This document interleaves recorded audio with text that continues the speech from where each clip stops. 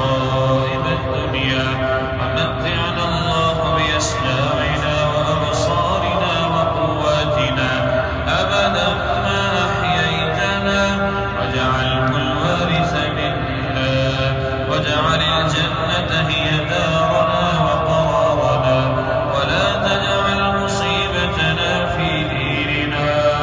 ولا إلى النار مصيرنا ولا مبلغ علمنا